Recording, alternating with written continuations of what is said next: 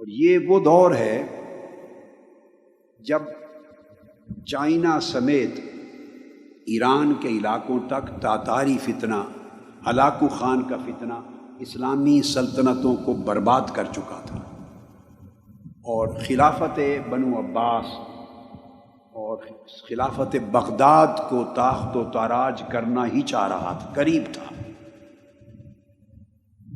اور اسلامی سلطنتوں کی شمع بجھتی جا رہی تھی۔ یہ وہ دور تھا۔ مگر اسی وقت یہ جو ترکی کے علاقے ہیں کونیا اور یہ سارا وسطی علاقہ، یہ جو علاقہ ہے، ادھر ہلاکو خان اور چنگیز خان نے اپنے نمائندے اور لشکر بھیج دیے ہوئے تھے۔ آفیشیل یوٹیوب چینل کو سبسکرائب کریں اور بیل آئیکن کلک کریں۔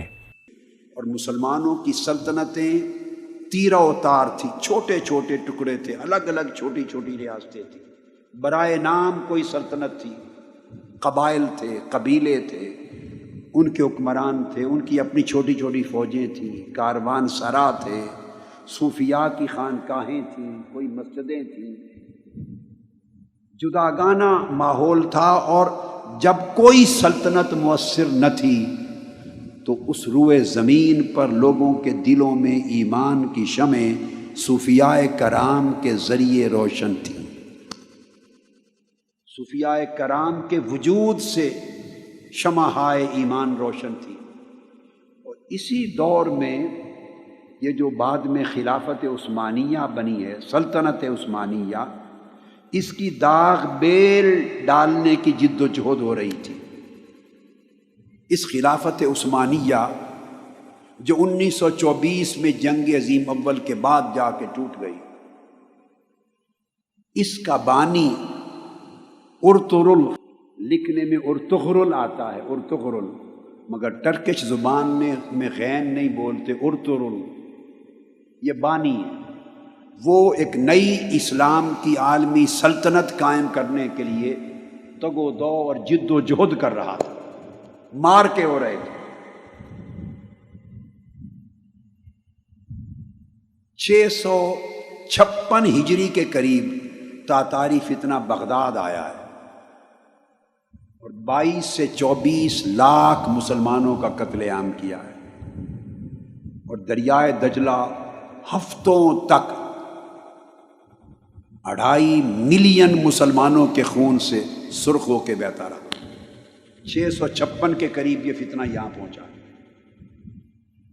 ادھر مقابل سلطنت عثمانیہ کی تشکیل کی جد و جہد شروع تھی۔ ارطغرل یہ سلیمان شاہ کا بیٹا تھا،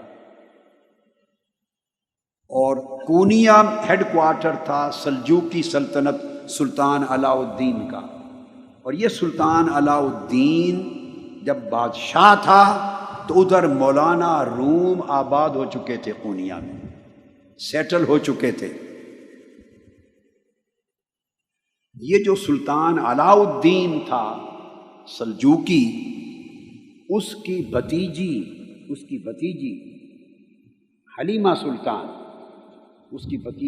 سلطان، اس کی شادی ہوئی ارطغرل سے، جس کو اردو میں لکھتے ہوئے ارطغرل بولتے، ارطغرل سے ہوئی۔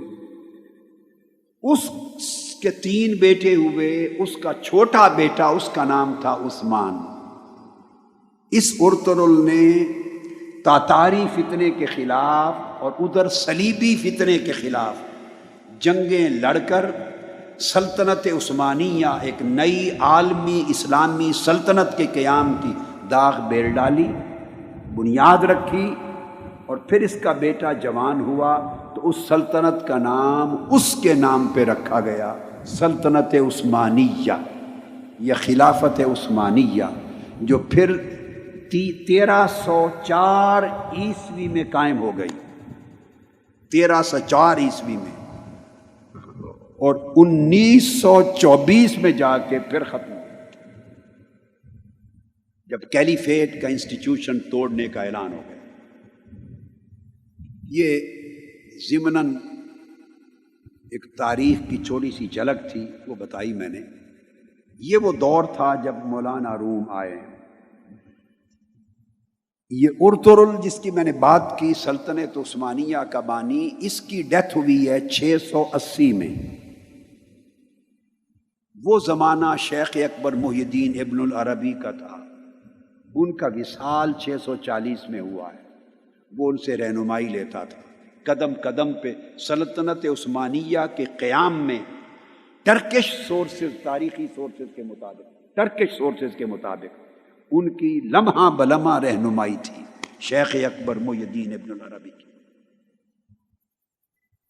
سمجھانا مقصود یہ ہے کہ جب لوگوں کے دل ٹوٹ گئے تھے، سلطنتیں منتشر ہو گئی تھی، حکومتیں تیرہ اتار ہو گئی تھی، امت مسلمہ کا کوئی مرکزی محور نہیں تھا ان کو سنبھالنے والا، تو عالم اسلام کے اندر مسلمانوں کا ایمان صوفیاء کی وجہ سے قائم تھا، محفوظ تھا۔ یہ وہ دور ہے جس میں مولانا روم بھی آئے ہیں، اور سلطان شمس تبریز جب وہ کونیا پہنچے تو 642 ہجری میں مولانا روم فقر کی مسند پہ جانشین ہوئے۔ مولانا روم کی وفات 672 ہجری میں ہوئی اور پیدائش 604 میں ہوئی، 604 ہجری میں۔ اب آپ کو آسانی سے، تاکہ زمانہ سمجھ میں آ جائے، آسانی سے مثال دے دیتا ہوں کہ حضور سیدنا غوث العظم شیخ عبد القادر جیلانی رضی اللہ تعالی عنہ کا وصال مبارک 560 ہجری میں ہوا۔ تو حضور سیدنا غوث العظم رضی اللہ تعالیٰ عنہ کے وصال کے ٹھیک 44 برس کے بعد مولانا روم کی ولادت ہوئی، پیدائش ہوئی۔ حضور غوث پاک رضی اللہ تعالیٰ عنہ کی وفات کے ٹھیک 44 برس کے بعد مولانا روم کی ولادت ہوتی ہے۔ یہ آپ کو زمانے کا اندازہ بتا رہا ہے۔